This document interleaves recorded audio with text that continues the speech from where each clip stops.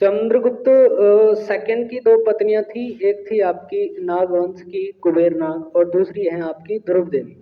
ध्रुव देवी से वो दो पुत्र प्राप्त होते हैं। ये ध्रुव देवी किसकी पत्नी है? रामगुप्त की। क्योंकि रामगुप्त की हत्या कर दी जाती है, ये अपनी पत्नी को शकों को सौंप देता है, जिससे बुरा मान करके चंद्रगुप्त सेकंड और देवी मिल करके इन रामगुप्त शकों के साथ साथ रामगुप्त को भी समाप्त कर देते हैं। ठीक है ना। तो चंद्रगुप्त सेकंड की एक पत्नी है, पत्नी का नाम है आपका ध्रुव देवी और दूसरी है कुमार कुबेर नाग। कौन सी है? कुबेर नाग। ठीक है। ध्रुव देवी से दो पुत्र होते हैं, एक पुत्र है आपका कुमारगुप्त फर्स्ट और दूसरा है आपका गोविंद। ठीक है। अब अगला जो सत्ता पर गद्दी पर बैठेगा वो है कुमारगुप्त फर्स्ट। अब इसको लेकर के विवाद है। विवाद क्यों है? क्योंकि भैया इसके बाद कुमारगुप्त बैठा, ये गोविंद गुप्त क्यों नहीं बैठा? इसका मतलब ये हो सकता है कि कुमारगुप्त बड़ा पुत्र रहा होगा। ठीक है। लेकिन कुमारगुप्त के बाद आप स्कंदगुप्त पढ़ोगे। ठीक है। तो यहाँ एक इतिहासकार ये वर्णन करते हैं, ये विदिशा का गवर्नर बना दिया गया था गोविंद गुप्त और कुमारगुप्त को सत्ता सौंप दी गई थी। लेकिन इनके बीच में संघर्ष हुआ था, ऐसे प्रमाण एक दो जगह पर मिलते हैं और संघर्ष में ये कुमारगुप्त क्या रहता है? विजयी रहता है, जिस कारण से कुमारगुप्त अब चंद्रगुप्त सेकंड के बाद क्या संभालेगा? सत्ता संभालेगा। कुमारगुप्त गद्दी पर बैठता है। इसके टाइम पे बहुत ही ज्यादा इंपॉर्टेंट घटनाएं हुई हैं। एक तो नालंदा विश्वविद्यालय का जिक्र मिलता है। हुएनसांग कहते हैं अपनी पुस्तक में कि नालंदा विश्वविद्यालय जो है किसके द्वारा रचित है? कुमारगुप्त के द्वारा। ठीक है। नालंदा विश्वविद्यालय जो है विश्व का सबसे प्राचीन विश्वविद्यालय तो नहीं है, क्योंकि इससे प्राचीन विश्वविद्यालय तक्षशिला है। तक्षशिला की जो आपका वर्णन मिलेगा वो मिलेगा मौर्य के टाइम पे, जिसकी स्थापना राजा दक्ष ने करी थी। ठीक है। तक्षशिला विश्वविद्यालय इससे भी प्राचीन विश्वविद्यालय है। उसकी रचना किसने करी थी? राजा दक्ष ने। वो चंद्रगुप्त मौर्य के टाइम की बात है और उससे संबंधित है आपका चाणक्य। कौन है? चाणक्य। लेकिन यहाँ जो हम नालंदा विश्वविद्यालय की बात करेंगे ये आर्यभट्ट से संबंधित है। किससे? आर्यभट्ट। तो पहले कुछ मुख्य बिंदु हैं जो हम उनकी चर्चा कर लेते हैं कुमारगुप्त के बारे में। पहली बात तो चंद्रगुप्त सेकंड का क्या था? पुत्र था और इसके भाई का नाम क्या है? गोविंद। उपाधियों की बात करो तो इसको महेंद्रादित्य और शक्रादित्य कहा जाता है। सिक्कों पर इसके जो नाम मिलते हैं वो श्री महेंद्र, महेंद्रादित्य, महेंद्र सिंह या फिर अश्वमेघ महेंद्र मिलते हैं। ये सिक्कों पर नाम इसके मिलते हैं। स्रोत कौन कौन से हैं जिनसे इसकी जानकारी मिलती है? वो है बिलसड़ अभिलेख, उत्तर प्रदेश, एटा जिला, ये इलाहाबाद के पास पड़ता है। ठीक है। इसमें गुप्त वंशावली का वर्णन मिलेगा आपको। ठीक है। मंदसौर अभिलेख, मंदसौर अभिलेख मालवा में मिलेगा आपका। ये रेशम बुनकर की जानकारी बताता है और गुप्ताओं के पतन की जानकारी देता है। कुमारगुप्त के बाद जो है हुणों के आक्रमण शुरू हो जाएंगे और स्कंदगुप्त के टाइम पे आक्रमण होगा।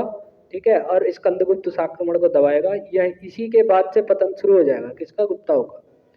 एक उदयगिरी अभिलेख है जिसमें जैन धर्म की जानकारी मिलती है। पार्श्वनाथ की एक मूर्ति को स्थापित किया गया था वहां पे, उस व्यक्ति का नाम है शंकर। शंकर के द्वारा पार्श्वनाथ की मूर्ति को क्या किया गया था?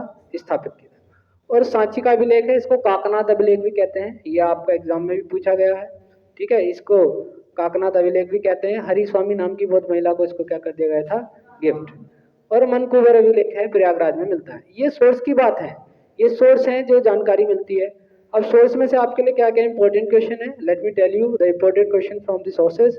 नंबर 1 इज मंदसौर अभिलेख की स्थापना किसने की थी? तो वो की थी बांसभट्टी ने। किसने की थी? बांसभट्टी ने। और इसमें गुप्ताओं के पतन की जानकारी मिलती है। ठीक है ना। अब इसके बारे में क्या खासियत है? कुमारगुप्त, कुमारगुप्त ने गुप्ताओं में सबसे अधिक समय तक शासन किया था और सबसे ज्यादा मुद्राएं जारी करने वाला शासक था, सिक्के जारी करने वाला शासक था। दूसरी बात, सबसे ज्यादा अभिलेख इसी के टाइम पे जारी किए जाते हैं। कुल मिलाकर के 18 अभिलेख बनाए जाते हैं और 14 प्रकार के सिक्के चलाए जाते हैं। अच्छा, आपने देखा होगा कि स्वर्ण मुद्राएं जो है सबसे अधिक चलाई गई हैं गुप्ताओं के टाइम पे, और सबसे शुद्ध क्वालिटी की जो स्वर्ण मुद्राएं वो चलाई गई हैं आपकी कुषाणों के टाइम पे। और सबसे पहले स्वर्ण मुद्राएं चलाई थी आपकी यूनानियों ने, मिनांडर का नाम उसमें आता है। सही है ना। तो इसके टाइम पे क्या देखने को मिलता है? कुमारगुप्त के टाइम पे इसने सर्वाधिक सिक्के चलवाए थे, हर प्रकार के सिक्के चलवाए थे। धातु 3 प्रकार की मिलेगी, सोना, चांदी और तांबा।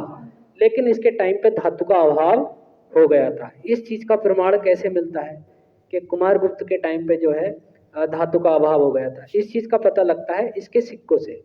इसके सिक्के चांदी के कवर के बीच में होते थे। चांदी के कवर के बीच में या तो तांबा होता था या कोई अन्य धातु होती थी। यानी इसने अन्य धातुओं को मिश्रित करके क्या बनवाई थी? सिक्के बनवाए थे। दूसरी बात, सबसे भारी सिक्के जो हैं इसी के टाइम पे चलाए गए, जिनका वजन क्या होता था? ज्यादा। तो ये प्रमाण मिलता है कि भैया इसके सिक्के जो हैं भारी थे। भारी होने का कारण क्या रहा होगा? इसने सोना चांदी तांबे के अलग कोई धातु यूज करी होगी। और कोई और धातु यूज करने का कारण क्या रहा होगा? इसका मतलब सोना चांदी और जो है आपका तांबे की कमी रही होगी।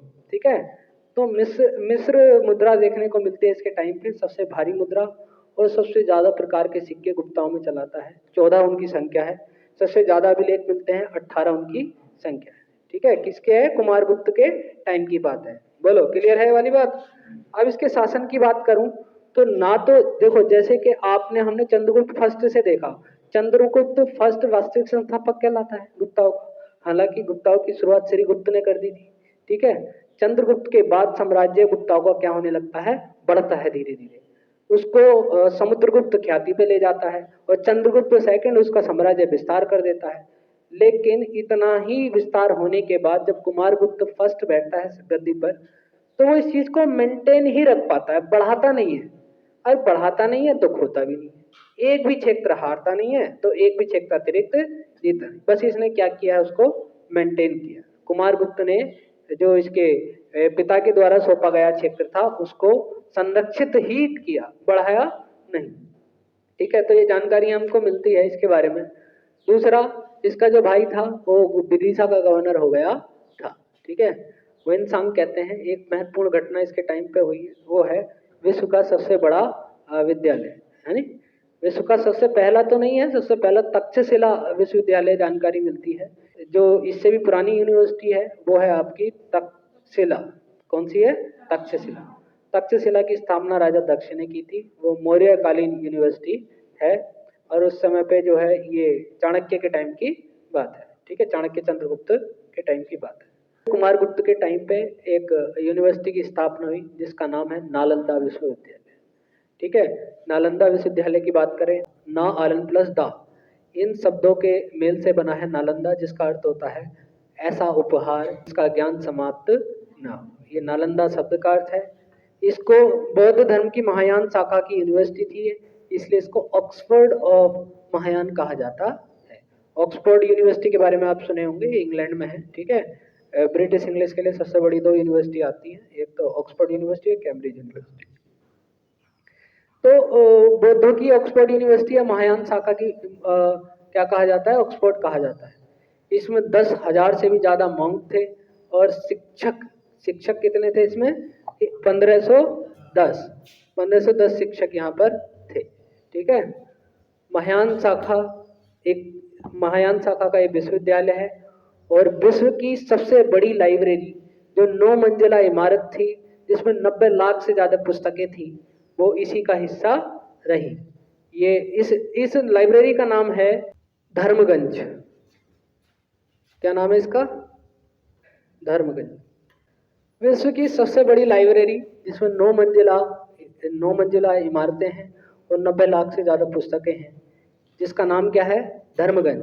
ये नालंदा विश्वविद्यालय का ही हिस्सा रही है। कौन से विश्वविद्यालय का हिस्सा रही है?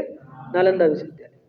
नालंदा विश्वविद्यालय को कुल मिलाकर के 3 बार नष्ट किया गया। कुमारगुप्त के टाइम पे बनाई, इसी से ठीक अगले शासक यानी स्कंदगुप्त के टाइम पे इस पर हमला हो जाता है। हमला करते हैं कौन?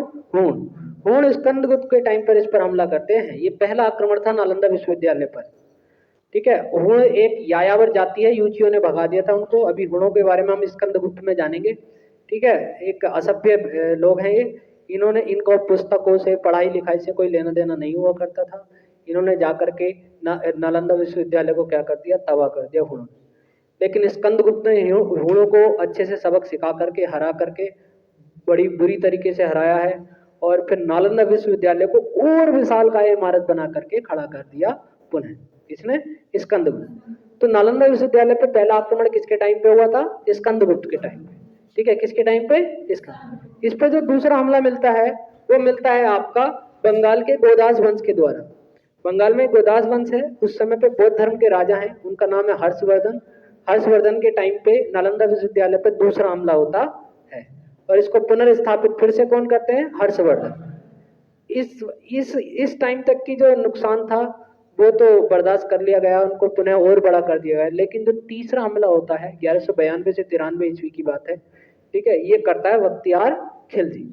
बख्तियार खिलजी ऐसा हमला करता है कि आज तक नालंदा विश्वविद्यालय की ख्याति पुनः प्राप्त नहीं हो पाई है।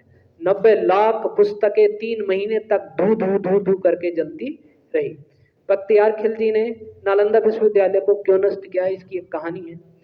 बख्तियार खिलजी ये तुर्की शासक है। कहाँ का शासक है?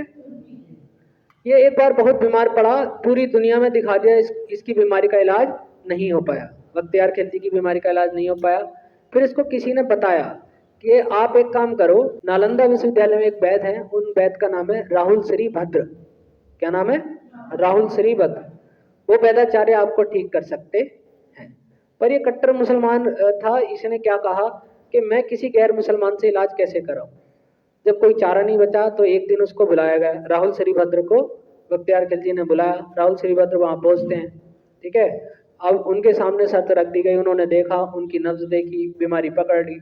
अब राहुल श्रीभद्र के सामने शर्त ये रखी गई कि मैं तेरे द्वारा दी गई दवाई नहीं खाऊंगा, तू गैर मुसलमान है, तेरे द्वारा दवाई नहीं खाऊंगा, अब तू बिना उसके ठीक कर, नहीं तो तू गया। अब राहुल श्रीभद्र क्या करे, ऐसी चुनौती कैसे स्वीकार करी? उन्होंने चुनौती स्वीकार कि ठीक है, आपको दवाई मैं नहीं दूंगा, मत खाना, लेकिन मैं जो आपको कुरान दूंगा वो आपको पढ़नी पड़ेगी। तो राहुल श्रीभद्र बाद में उनको एक कुरान देते हैं, है नहीं, और कुरान, शर्त ये थी कि कुरान को आपको बहुत नजदीक से पढ़ना पड़ेगा, ठीक है, ये तो आप पढ़ सकते हो, अब मुसलमान और कुरान ना पढ़े ऐसा कैसे हो जाएगा? तो वो इस शर्त पे क्या हो जाता है, राजी हो जाता है। अब बख्तियार खिलजी को कुरान पढ़ना शुरू करता है, वो धीरे धीरे करके उसका स्वास्थ्य क्या हो जाता है, बढ़िया हो जाता है कुरान पढ़ने से, ठीक है। लेकिन बाद में इसका राज पता लगता है। राहुल श्रीभद्र ने कुरान के पन्नों पर औषधि लगाई थी जिसको सूंघने से ही उपचार होता था। अब जैसे ही बख्तियार खिलजी को ये बात पता लगती है कि मेरे साथ ऐसे ऐसे हुआ है, उसके द्वारा दवाई मैंने खा ली है, ये नालंदा विश्वविद्यालय पर क्या कर देता है, आक्रमण कर देता है। और आक्रमण इतना भयंकर करता है, चिढ़ के मारो कि इनका टेक्निक, इनकी तकनीक हमसे इतनी विकसित कैसे हो सकती है। तो ये बख्तियार खिलजी की ईर्ष्या थी जो गैर मुस्लिम को प्रति थी कि इसकी जो ये इनकी नॉलेज जो है, इनका जो ज्ञान है, इतना विकसित कैसे हो सकता है। तभी ये नालंदा विश्वविद्यालय पर हमला करता है और हमला इतना भयंकर था, इतना भयंकर हमला था कि नालंदा विश्वविद्यालय के लगभग सारे साइंटिस्ट, सारे सब प्रोफेसर्स को मार दिया जाता है और नालंदा विश्वविद्यालय की इमारत तोड़ दी जाती है। अब क्या होता है, 90 लाख पुस्तकें हैं, 90 लाख पुस्तकें धू धू करके 3 महीने तक जलती हैं। मीनार सिराज की एक पुस्तक है तवाकत ए नासरी, ये लिखते हैं कि नालंदा विश्वविद्यालय की पुस्तकें 3 महीने तक धू धू करके जली थी। और 3 महीने तक पुस्तक जली होगी, सोचो कितना स्टोरेज रही होगी जो नष्ट कर दी गई। इसके बाद से नालंदा विश्वविद्यालय के साथ भारतीय इतिहास काफी हद तक चला गया। भारतीय इतिहास में बहुत सारी आपको जानकारी मिल सकती थी, बहुत सारी पुस्तकें थी वहाँ पे, साइंस की बहुत ज़्यादा डेवलपमेंट था, है नहीं, वो सारी पुस्तकें चली जाती।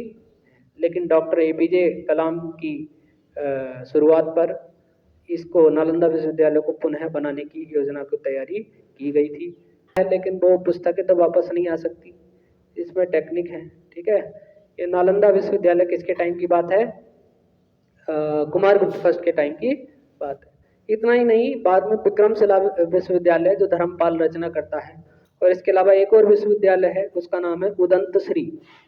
विक्रमशिला विश्वविद्यालय, उदंतश्री विश्वविद्यालय को भी बख्तियार खिलजी क्या कर देता है, नष्ट कर देता है, जला देता है, ठीक है। ये विश्वविद्यालय की कहानी है जो भारतीय इतिहास पर चोट मिलती है। लेकिन बख्तियार खिलजी का जो अंजाम है वो भी बहुत बुरा उसको देखना पड़ता है, ठीक है। ये कुमारगुप्त के टाइम पे होने वाली घटनाएं हैं, इसलिए कुमारगुप्त इम्पोर्टेंट इसलिए हो जाता है क्योंकि इसी के टाइम पे हुणों के आक्रमण शुरू हो जाते हैं, पतन शुरू हो जाता है गुप्ताओं का। दूसरी बात, नालंदा विश्वविद्यालय की यहाँ पर स्थापना होती है। इसको नोट कर लो, इसको फोटो ले लो जिसको नहीं है, और जो नहीं आए हैं उनको भी दे देना भैया।